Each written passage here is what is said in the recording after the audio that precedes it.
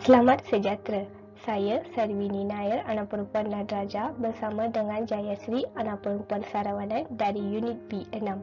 Hari ini, kami ingin membentangkan tentang pembentangan dua kumpulan ELMK 3013, pengenalan kepada konsep moral.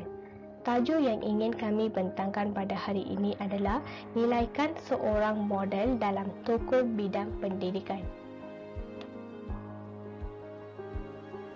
Yang pertamanya, mari kita melihat tentang tokoh pendidikan negara.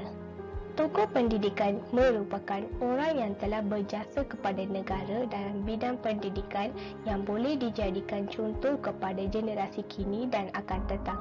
Kejayaan yang dicapai dan sumbangan yang dicurahkan kepada negara dapat dijadikan motivasi kepada semua lapisan masyarakat. Pengorbanan dan penaklilan mereka dalam mencurahkan bakti membangunkan negara, terutamanya selepas negara mencapai kemerdekaan, wajar dijadikan iktibar.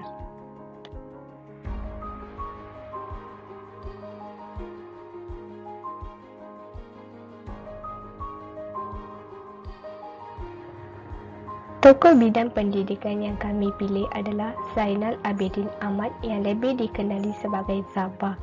Secara sepintas lalu, Zaba ketika hidupnya menulis berkenaan dengan berbagai-bagai tajuk iaitu bahasa kesusasteraan dan kebudayaan Melayu, agama serta etika dan ekonomi orang Melayu. Perhatian dan minat beliau lebih besar dalam bidang bahasa lantas mendorong kesungguhan beliau dalam perjuangan memartabatkan bahasa Melayu iaitu memperluas dan mengekalkan darjat bahasa Melayu di mata masyarakat yang diperkukuhkan oleh persaudaraan serta keyakinan mendalam. Zaba merupakan tokoh intelektual ulung Melayu dalam pembinaan kemajuan pemikiran bangsa dan pembangunan dan pencetus kesedaraan politik negara. Beliau diiktiraf sebagai pengasas paling dinamik dalam perkembangan pengajian dan persuratan Melayu serta peningkatan keintelektuan Melayu. Beliau juga mempunyai kesedaran betapa pentingnya strategi penyelesaian masalah kepada pembangunan ekonomi, sosial dan budaya bangsa. Ketokohan Zaba terbukti apabila Datuk Seri Utama Dr. Rais Yatim 2004 mengemukakan pandangan seperti berikut, iaitu orang Melayu khususnya terhutang budi kepada Zaba.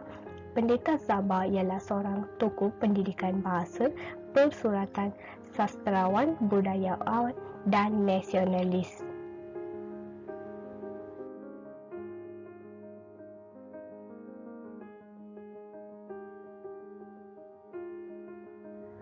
Seterusnya, mari kita mengetahui tentang latar belakang Zaba. Pemilik nama Zaba atau nama penanya Tan Sri Dr. Zainal Abidin Ahmad dilahirkan pada 16 September 1895 di Kampung Kerdas Jempul, Batu Kikin, Negeri Sembilan, Darul Khusus. Beliau mendapat pendidikan di Sekolah Melayu Linggi dalam tahun 1907. Kemudian ke St. Paul Institution Seremban sehingga lulus senior Cambridge. Beliau pernah bekerja sebagai guru bahasa Melayu di English College Johor Bahru sebagai penterjemah, pengarang berita radio, penulis setiausaha agung UMNO, pencara bahasa Melayu di Universiti London dan terakhir sekali sebagai ketua Jabatan Pengajian Melayu Universiti Malaya, Singapura. Karya yang telah dihasilkan oleh beliau ialah Pelita Bahasa Melayu, Ilmu Mengarang Melayu dan Daftar Ejaan Melayu Jawi atau Rumi yang menjadi rujukan dalam penggunaan tata bahasa Melayu. Di antara rencana beliau yang terkenal ialah Modern Developments of Malay Literature dan Malay Journalism in Malaya. Beliau turut bergiat menterjemahkan buku-buku asing ke bahasa Melayu untuk mengisi kekosongan buku-buku pengetahuan dalam bahasa Melayu. Nama pena yang digunakan oleh beliau ialah Anak Melayu Jati, Patriot, yang bermaksud orang yang kasihkan bangsa dan tanah airnya. Zaba, Z penjelmaan Z O. Patriot, Melayu yang beragama Islam, Z. dan Melayu yang inner patriot.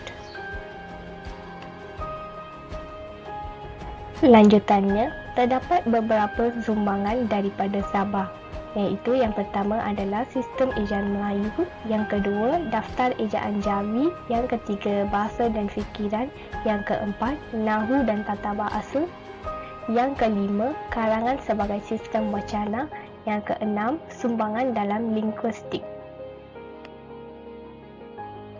Yang pertamanya adalah sistem ejaan Melayu. Alam tahun 1924 pula beliau telah menjemput sebilangan orang Melayu dari kalangan pegawai kerajaan yang berpendidikan Inggeris datang ke Kuala Lumpur untuk membantu menubuhkan sebuah PEN Malayan Malay Literary Society yang matlamat utamanya ialah menyatukan pelbagai kelainan sistem ejaan Melayu di samping memajukan perkembangan kesusasteraan Melayu moden. Nama pendeta Sabah juga terukis sebagai pencipta sistem ejaan baru bahasa Melayu yang disebut sebagai sistem ejaan Sabah. Beliau mengubah sistem ejaan dalam tahun 1933 dan gantikan sistem ejaan oleh R.J. Wilkinson yang telah digunakan pada tahun 1940.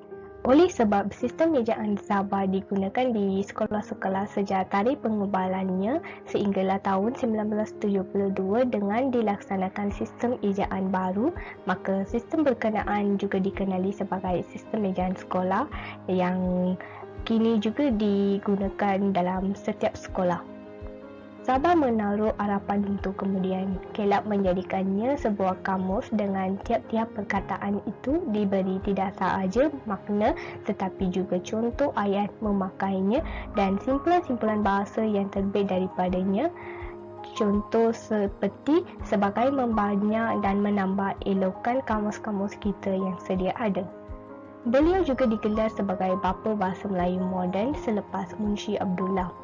Sabah turut berusaha memperkembangkan dan meningkatkan penggunaan bahasa Melayu dan turut terlibat sebagai anggota lembaga mengubah perkataan Melayu bersama-sama Ibrahim Mahmud, Datuk Haji Muhammad Said, Abdul Rahim Kajai dan Osman Kalam. Sumbangan kedua Sabah adalah daftar ejaan Jawi. Sumbangan Sabah telah memperkenalkan kaedah ejaan Jawi dalam tahun 1929 dan menerbitkan pula Rahsia Ejaan Jawi dalam tahun 1931. Sebahagian daripada buku yang dinamakan Rahsia Ejaan Jawi itu telah dicetak. Pada tahun 1918, beliau memulakan projek pensenaraian kata-kata dalam tulisan Jawi. Pada tahun 1924 pula beliau mengambil inisiatif menubuhkan sebuah persatuan yang salah satu matlamatnya ialah untuk menyeragamkan ejaan Jawi. Pada tahun 1931, beliau merumuskan Undang-Undang Ejaan Jawi dalam sebuah buku Rahsia Ejaan Jawi dan pada tahun 1938, beliau menyiapkan daftar ejaan Melayu iaitu Jawi Rumit. Dalam tahun 1933 hingga 1935, beliau mengubah rancangan asalnya dengan mengemukakan hanya sebuah daftar ejaan dan bukannya kamus yang susunannya ialah menurut susunan abjad Jawi dan pada setiap perkataan dalam ejaan Jawi itu diberi pula persamaan ejaan ruminya. Sumbangan ketiga Sabah adalah bahasa dan fikiran. Sabah jelas berpendirian bahawa bahasa adalah alat mengeluarkan fikiran. Perkataan di antara kedua-duanya itu sangat erat dalam heti kata bahasa yang digunakan itu adalah dengan tepat menggambarkan fikiran. Sabah mengajar bukan setakat bahasa saja tetapi menanamkan semangat dan kedudukan bahasa Melayu itu sendiri. Sabah juga pernah mengkaji penggunaan bahasa dalam akhbar pada tahun 1900 hingga 1941. Bahasa sekitar tahun ini menggunakan bahasa mudah, bahasa pengarang dan tersendiri. Oleh hal demikian, pada masa sekarang juga masyarakat kini menggunakan bahasa yang betul dalam mencetak akhbar. Akhbar-akhbar dengan menggunakan bahasa yang baik, kosakata yang sempurna. Oleh hal demikian, Masyarakat kini juga boleh mudah memahami sesuatu berita yang diperkemukakan dalam sesuatu akhbar. Seterusnya, Jayasri akan menyambung pembentangan. Selamat sejahtera, saya Jayasri Saravanan ingin meneruskan pembentangan dengan sumbangan Zabak yang seterusnya iaitu Nahu dan Tata Bahasa. Zabak dengan jelas membezakan pengetahuan Nahu dengan kemahiran bahasa. Seseorang yang pandai menggunakan bahasa tidak semestinya pandai menjelaskan hal-hal yang berhubung dengan Nahu. Zabak melihat penggunaan bahasa sebagai satu kemahiran dan kemahiran itu memerlukan latihan. Kemahiran dalam penggunaan bahasa setiap hari itu dilanjutkan kepada kemahiran pengarang. Fikiran Zabak tentang kemahiran bahasa seperti itu tidaklah bermakna beliau tidak menitik beratkan Nahu. Sumbangan Zabak yang sebuah rumusan besar Nahu Melayu ialah Majalah Pelita Bahasa Melayu dalam 3 jilid telah membawa perubahan yang besar kepada dunia linguistik Melayu. Zabak di dalam bukunya Ilmu Mengarang Melayu edisi ejaan Rumi Baharu dengan adanya ilmu Nahu penggunaan bahasa boleh mendalami lagi hal ehwal bahasa mereka. Aspek tata bahasa yang dikemukakan oleh Zabak dalam Pelita Bahasa Melayu sebanyak 3 jilid itu dari segi rangka asasnya sudah lengkap dan menyeluruh sesuai dengan saranannya agar orang selepasnya menokok tambah mana-mana yang tidak lengkap. Oleh sebab itu, istilah-istilah tata bahasa yang digunakannya dan cara beliau menjelaskan sesuatu konsep tata bahasa seluruhnya berdasarkan pada makna iaitu ciri utama linguistik tradisional.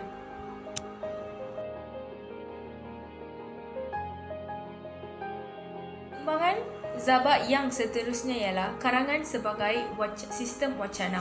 Zabak melihat karangan sebagai satu wacana iaitu wacana bertulis yang berbeza dengan wacana lisan. Karya-karya Zabak dikatakan penting kerana telah meletakkan asas pengetahuan bahasa Melayu dari berbagai-bagai seri. Berikut adalah antara karangan-karangan Zabak.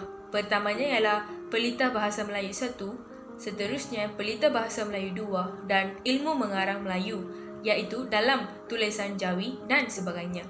Kita dapat melihat banyak dan amat besar perjuangan serta sumbangannya kepada bahasa dan negara kita ini.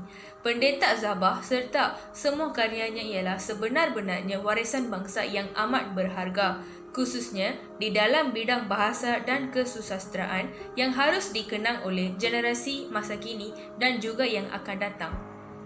Dalam perspektif sejarah penulisan tata bahasa Melayu, Zabak satu-satunya ahli bahasa tempatan yang menghasilkan tata bahasa Melayu dalam bahasanya sendiri.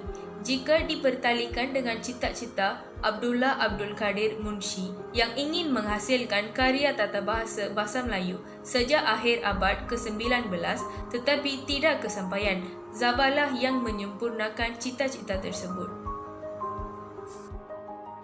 Seterusnya ialah sumbangan dalam linguistik. Zabak merupakan seorang yang menyempurnakan dengan cara tersendiri sebagaimana buktinya Kitab Pelita Bahasa Melayu sebanyak 3 penggal itu. Selaras dengan semangat yang ditunjukkan oleh Zabak dalam dunia linguistik Melayu, maka semua pihak yang mendukung kepentingan bahasa Melayu perlulah memadu tenaga untuk tidak menggugat kedaulatan bahasa Melayu dengan kepentingan kecil-kecilan yang tidak dapat dipertahankan secara rasional kerana sikap kita lah yang menjadi puncak kita menolak bahasa Melayu sebagai bahasa ilmu. Usaha dan sumbangan Zabak mesti dikaji kerana semuanya itu dapat menyemai bibit-bibit semangat cintakan negara dan bangsa Melayu untuk bebas dari kongkongan pemerintah tradisional dan kolonial British khusus pada generasi muda hari ini yang jauh dan buta daripada perjuangannya itu kerana perjuangan beliau sentiasa ditunjangi oleh ketabahan, kecekalan dan keyakinan. Usaha Universiti Pendidikan Sultan Idris mewujudkan kursi Zabak dalam rangka mengimarakan dunia kesarjanaan dalam bidang pengajian Melayu merupakan usaha yang terpuji, bukan saja sebagai mengenang jasa bakti beliau sebagai antara tokoh yang menjadi tonggak Sultan Idris Training College yang merupakan institusi awal universiti tersebut, malah sebagai penghargaan yang hak baginya sebagai perintis bahasa Melayu baru. Sumbangan pemikirannya dalam bidang budi pekerti dan agama tentang ekonomi dan kemiskinan orang Melayu adalah banyak dan telah dirakamkan serta dibicarakan dengan luas.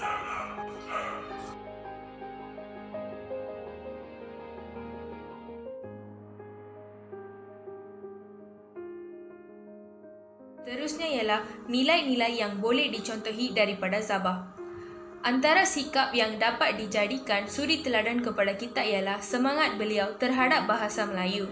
Zabah mempunyai minat yang tinggi dalam bidang penulisan. Zabah telah menulis pelbagai tulisan sejak muda yang berkaitan dengan kelemahan pendidikan, kemunduran dan kemiskinan orang Melayu. Selain itu, beliau juga menulis tentang bahasa, budaya, sastera, akhlak, hal ehwal agama yang tersiar dalam majalah dan akhbar berbahasa Melayu dan Inggeris. Penulisan Zabah boleh dinilai sebagai hasil daripada pengalaman, analisis dan pengamatan beliau yang teliti dan mendalam terhadap bahasanya.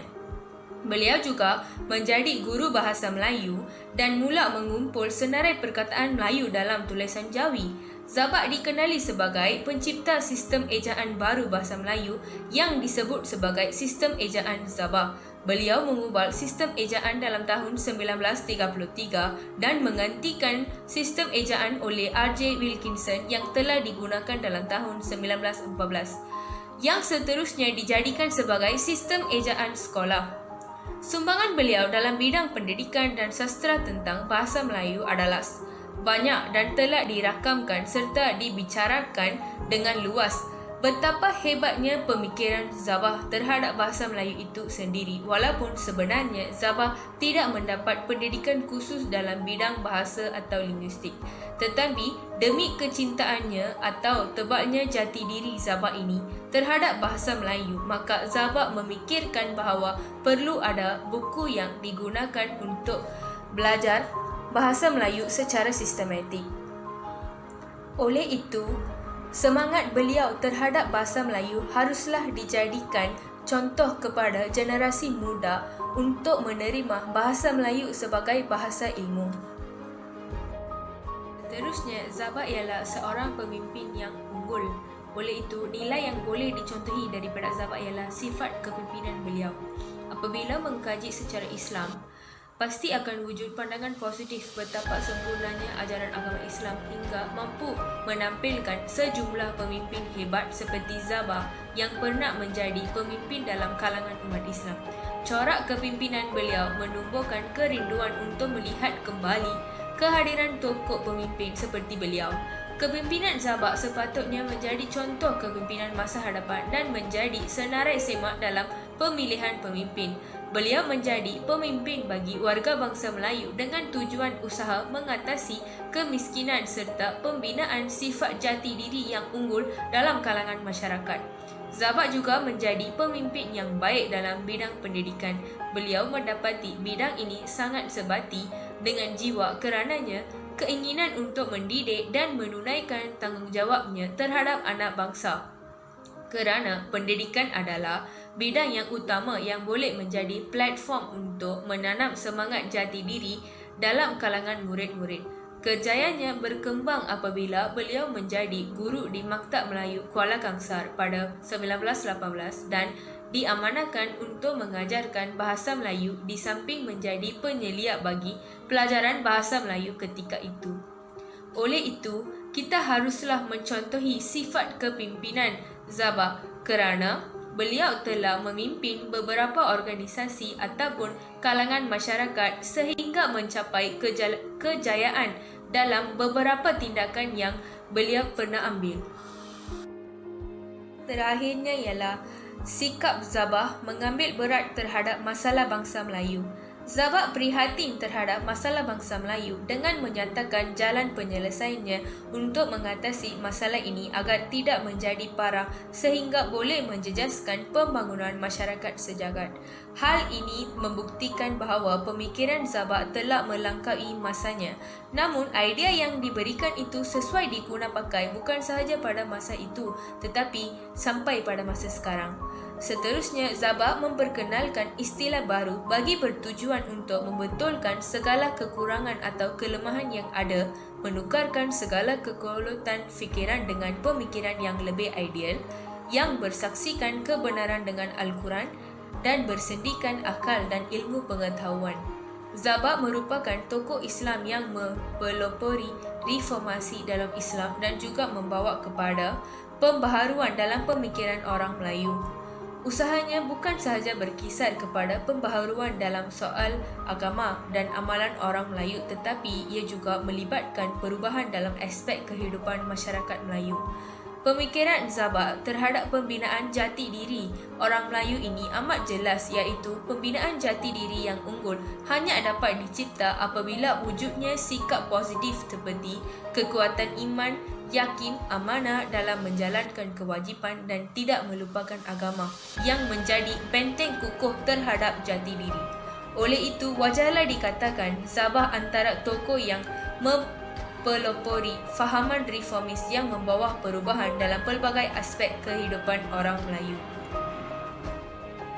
Sebagai kesimpulannya, pemikiran Zabak adalah suatu pemikiran yang sangat ideal, walaupun ada masanya idea dan pemikiran beliau itu tidak terjangkau oleh penilaian masyarakat Melayu pada masa itu kerana sukar diterima oleh mereka. Tetapi sumbangan beliau dalam pelbagai bidang, khususnya dalam bidang pendidikan, memberikan banyak manfaat kepada kita sehingga masa kini. Konsep jati diri yang diperkenalkan oleh Zabak itu amat luas dan harus dipupuh dan disemai agar tidak layu ditelan zaman dan harus difahami sedalam-dalamnya. Pemikirannya itu memberi 1001 makna yang amat mendalam untuk ditafsirkan kepada masyarakat kita sehinggalah ke hari ini. Itu sahaja daripada kumpulan kami. Sekian, terima kasih.